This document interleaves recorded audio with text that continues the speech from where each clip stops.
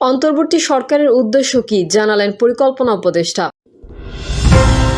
নির্বাচন বিলম্বিত হলে অস্থিরতা বাড়বে বলছেন আমির খসরু। ভারত যাচ্ছেন জয়, সাক্ষাৎ হবে শেখ হাসিনার সঙ্গে। সারা বিশ্ব ভারতীয় সেনাবাহিনীর প্রশংসা করছে বললেন অমিত শাহ। এবং সর্বশেষ জানাবো চিকিৎসার জন্য সিঙ্গাপুর গেলেন মির্জা আব্বাস। এতক্ষণ শুনছিলেন সংবাদ শিরোনাম, এবারে বিস্তারিত। তবে তার আগে অনুরোধ থাকবে আমাদের চ্যানেলটি সাবস্ক্রাইব করে বেল আইকনটি ক্লিক করুন। অন্তর্বর্তী সরকারের উদ্দেশ্য কি জানালেন পরিকল্পনা উপদেষ্টা। দেশের রাজনীতির মাঠে থেকে শুরু করে বিভিন্ন শ্রেণী পেশার মানুষের বর্তমান অন্তর্বর্তী সরকারের উদ্দেশ্য নিয়ে নানা সন্দেহ ও প্রশ্নের মুখে বিষয়টি খোলাসা করেছেন পরিকল্পনা উপদেষ্টা ডক্টর ওয়াহিদুদ্দিন মাহমুদ। তিনি জানান, অন্তর্বর্তী সরকার দুটি উদ্দেশ্য নিয়ে কাজ করছে। দুটি উদ্দেশ্য কি সেটিও তুলে ধরেছেন উপদেষ্টা। রোববার জাতীয় অর্থনৈতিক পরিষদের বৈঠক শেষে ব্রিফিংয়ে সাংবাদিকদের কাছে প্রশ্ন রেখে পরিকল্পনা উপদেষ্টা বলেন, বর্তমান অন্তর্বর্তী সরকারের উদ্দেশ্য নিয়ে অনেকেই অনেক কথা বলেন, কিন্তু আমি মনে করি আমাদের উদ্দেশ্য দুটি। এক হলো একটি সুশাসিত গণতান্ত্রিক ব্যবস্থায় ফিরে যেতে একটা ভালো নির্বাচন দেওয়া, এবং দুই হলো সুশাসন নিশ্চিত করতে কিছু প্রাতিষ্ঠানিক সংস্কার করা। আমরা সেগুলো করছি। তাহলে আমাদের কাছে কেন এত দাবি? তিনি বলেন, বিভিন্ন গোষ্ঠী ও শত শত সংগঠন তাদের বঞ্চনা দূর করতে আমাদের কাছে আন্দোলন করছে। এত বছরের বঞ্চনা আমরা এই অল্প সময়ে কিভাবে দূর করব? এসব চাপের কারণে তো আমরা সংস্কার নিয়ে ভাবতে ও সুস্থভাবে চিন্তা করতে পারছি না। সবাই তো বলে গণতান্ত্রিক সরকার অনেক বেশি সংবেদনশীল। তাহলে সেই সরকার আসলে তখন তো দাবিগুলো পূরণ করতে পারে। এক প্রশ্নের জবাবে উপদেষ্টা ওয়াহিদউদ্দিন বলেন, আগামী অর্থ বছরে এডিপি যাতে শুরু থেকে বাস্তবায়ন করা যায় সেটি নিয়ে এনইসিতে আলোচনা হয়েছে, সেই প্রচেষ্টা থাকবে। নির্বাচন বিলম্বিত হলে অস্থিরতা বাড়বে বলছেন আমির খসরু। বিএনপির স্থায়ী কমিটির সদস্য আমির খসরু মাহমুদ চৌধুরী বলেছেন, নির্বাচন যত বিলম্বিত হচ্ছে দেশকে তত বেশি অস্থিরতার দিকে ঠেলে দেওয়া হচ্ছে। জাতি এখন এক গভীর শঙ্কার মধ্যে রয়েছে। বাংলাদেশ এখন এক অনিশ্চিত অবস্থার মধ্যে আছে। দেশ কোথায় যাচ্ছে কেউ জানে না। সবাই মিলে স্বৈরাচারকে বিদায় করেছে। এরপর গণতান্ত্রিক প্রক্রিয়ায় দেশ পরিচালনার যে প্রত্যাশা ছিল তা হয়নি। আমির খসরু বলেন, সরকার এমনভাবে কাজ করছে যেন তারা একটি নির্বাচিত সরকার, অথচ এটি একটি অন্তর্বর্তী সরকার। তাদের দায়িত্ব ছিল একটি সুষ্ঠু ও অংশগ্রহণমূলক নির্বাচন আয়োজন করে ক্ষমতা নির্বাচিত সরকারের কাছে হস্তান্তর করা। এ সময় সরকারের কিছু সিদ্ধান্ত নিয়ে প্রশ্ন তোলেন বিএনপির এই নেতা। বলেন, করিডোর, বন্দর, বিনিয়োগ সম্মেলন এসব গুরুত্বপূর্ণ বিষয় নিয়ে সিদ্ধান্ত নেওয়া হচ্ছে। প্রশ্ন হলো, এই সরকারের এসব সিদ্ধান্ত নেওয়ার বৈধতা কোথায়? এই সময় ঢাকার দক্ষিণ সিটির মেয়র সংক্রান্ত আদালতের আদেশ বাস্তবায়ন না হওয়ার বিষয়েও অসন্তোষ জানান তিনি। আমির খসরু বলেন, যখন আদালতের আদেশ মানা হচ্ছে না তখন আইনের শাসনের প্রশ্নে চলে আসে। রাষ্ট্রীয় প্রতিষ্ঠানগুলো কার সাথে কাজ করছে সেটা এখন প্রশ্নবিদ্ধ। সরকার বলে সংস্কার হবে, ঐকমত্য হবে, কিন্তু সেই ঐকমত্য কোথায় তৈরি হচ্ছে? কাদের সঙ্গে এই ঐকমত্য? দলের জন্য নতুন সদস্য সংগ্রহের ব্যাপারে আমির খসরু মাহমুদ চৌধুরী বলেন, নতুন সদস্য সংগ্রহ করব, তবে তার সামাজিক গ্রহণযোগ্যতা আছে কিনা এই মানদণ্ড অনুযায়ী আমরা নতুন সদস্য নেব। বাংলাদেশে একটা স্থিতিশীল সহাবস্থানের রাজনীতি করতে চাই। সাংঘর্ষিক কোনো রাজনীতি আমরা চাই না। যারা বিভিন্নভাবে এটিকে ভিন্ন দিকে নিয়ে যেতে চাইছেন আমরা তার বিরোধিতা করবই। তিনি বলেন, আগামীতে যতগুলো নির্বাচন হবে তা যেন সুষ্ঠু গণতান্ত্রিক প্রক্রিয়ায় হয়। এটি যেন একটা রুটিনে পরিণত হয়। সরকার যে আস্থা হারাচ্ছে এটি দেশের জন্য দুর্ভোগ। এটি দেশের জন্য দুর্ভাগ্য।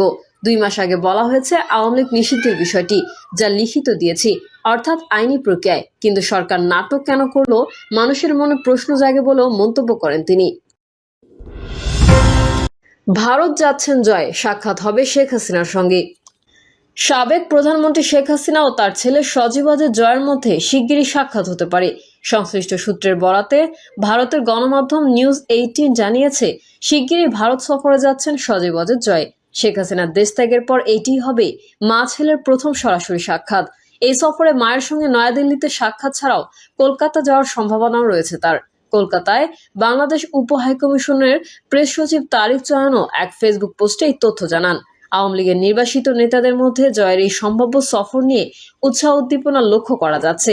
তার ভারত সফরের প্রেক্ষাপট এমন এক সময় যখন বাংলাদেশের অন্তর্বর্তীকালীন সরকার আনুষ্ঠানিকভাবে আওয়ামী লীগকে নিষিদ্ধ ঘোষণা করেছে। গত 12 মে নির্বাচন কমিশন আওয়ামী লীগের নিবন্ধন বাতিল করে, যা দলটিকে আগামী জাতীয় নির্বাচনে অংশগ্রহণের সব পথ বন্ধ করে দেয়।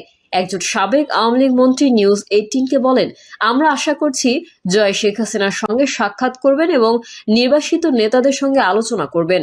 সরকার যেভাবে আওয়ামী লীগকে নিষিদ্ধ করেছে তা সম্পূর্ণ অনৈতিক।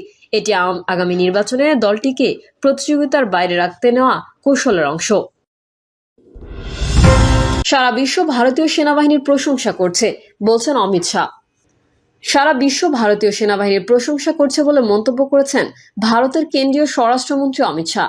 তার দাবি, স্বাধীনতার পর এই প্রথমবারই ভারতের সশস্ত্র বাহিনী পাকিস্তানের ভেতরে 100 কিলোমিটার পর্যন্ত অভিযান চালিয়ে জবাব দিয়েছে।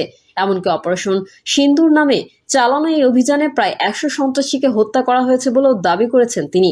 ভারতীয় বার্তা সংস্থা পিটিআই এর বরাত দিয়ে শনিবার রাতে এক প্রতিবেদনে এই তথ্য জানিয়েছেন সংবাদ মাধ্যম এনডিটিভি। সংবাদ মাধ্যমটি বলছে, শনিবার ভারতের পশ্চিমাঞ্চলীয় রাজ্য গুজরাটের গান্ধীনগরের কোলাভাডা গ্রামে এক জনসভায় বক্তব্য রাখেন অমিত শাহ। সেখানেই তিনি এসব কথা বলেন। অমিত শাহ দাবি করেন, পাকিস্তান ভিত্তিক সন্ত্রাসীদের দমন করতে ভারতীয় সেনাবাহিনী কেবল তাদের ঘাঁটি গুড়িয়ে দেয়নি, বরং 15টি সামরিক স্থাপনা ধ্বংস করেছে, যার ফলে পাকিস্তান বিমান বাহিনীর পাল্টা জবাব দেওয়ার ক্ষমতাও কমে গেছে। তিনি আরও দাবি করেন, প্রধানমন্ত্রী নরেন্দ্র মোদীর দৃঢ় সিদ্ধান্ত ও সাহসিকতায় সারা বিশ্ব এখন ভারতীয় সেনাবাহিনীর সক্ষমতার প্রশংসা করছে। অমিত শাহ জানান, প্রধানমন্ত্রী মোদী দেশের নারীদের সম্মান জানিয়ে এই অভিযানের নাম দিয়েছেন অপারেশন সিন্দুর। এই অপারেশন মূলত পেহেলগামের হামলার জবাব। গত 22 এপ্রিল পেহেলগামে নিরীহ 26 জন ভারতীয় নাগরিককে নির্মমভাবে হত্যা করে বন্দুকধারীরা।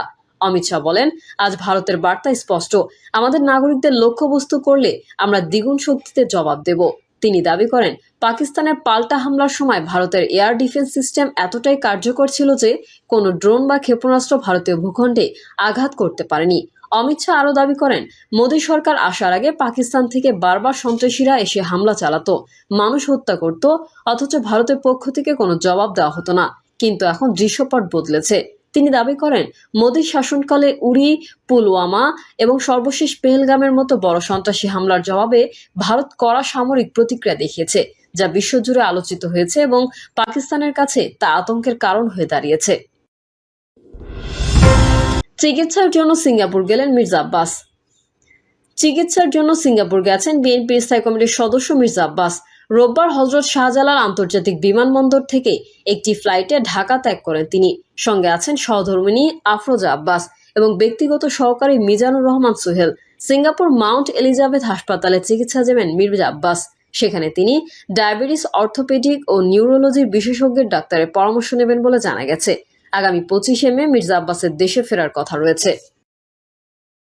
প্রিয় দর্শক, এই ছিল এখনকার সর্বশেষ সংবাদ। আপডেট সংবাদ পেতে চ্যানেলটি সাবস্ক্রাইব করে বেল আইকনটি ক্লিক করুন। কমেন্টে আপনার মতামত জানিয়ে আমাদের সাথেই থাকুন। ধন্যবাদ সবাইকে। আল্লাহ হাফেজ।